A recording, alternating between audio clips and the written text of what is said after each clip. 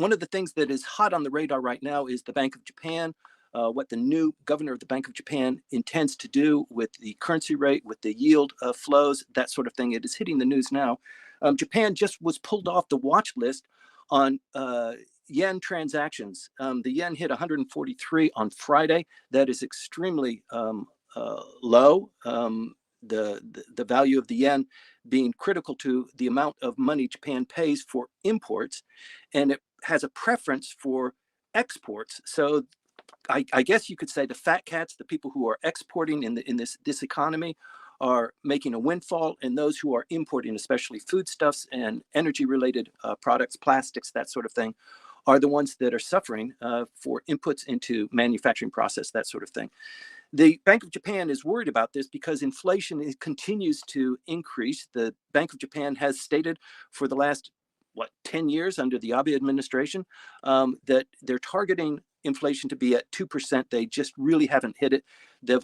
It has actually gone far beyond 2%. It is currently at about 4.3%.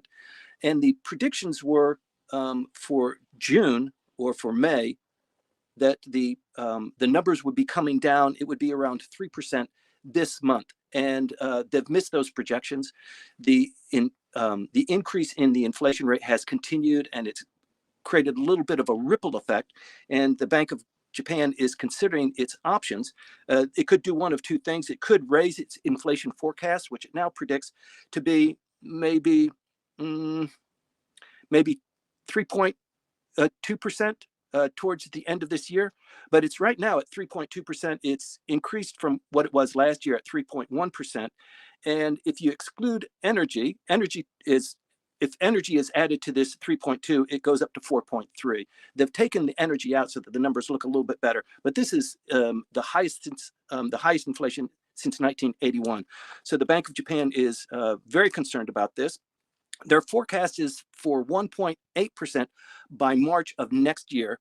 But that's, I don't know if that's really feasible.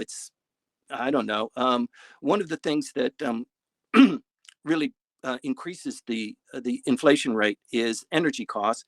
And the government is taking about 20% of the subsidies that it pays for energy costs, for gasoline, for heating, for those kinds of costs. And they're creating a huge subsidy for that. 20% of that will fall out in August. So invariably, the inflation rate is going to go higher. And processed foods takes the largest portion of that. It's about 9.2%, and it's the biggest jump since 1975 for processed food to take that much of a huge jump of the inflation bite. So the other thing that is compounding this is that, as we've reported several times in this briefing, many of the companies request an authorization or approval for price increases. They get a stamp of approval or they get a nod from the central government. It is not required by law, but they do this as a natural consequence of trying to keep consumer prices in check, and also to not upset the market too much. But even with that, there are 3,500 products that are going up in price in June and July. So today's the 25th. July starts in another couple of days. Teikoku Data Bank reports on this. And so the impact to the Kishida administration is several-fold. You might remember that this time last week was almost a couple of days before the diet was to close down. There was some talk that the prime minister would extend the diet beyond the 23rd, which was Wednesday.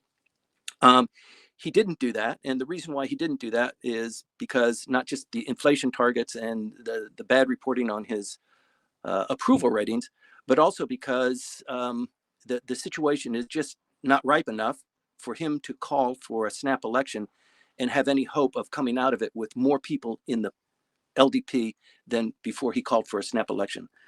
So he made a calculated bet there. And it's not just the inflation. It's not just energy or the products that are going up. It's also a lot of the political things that we're going to talk about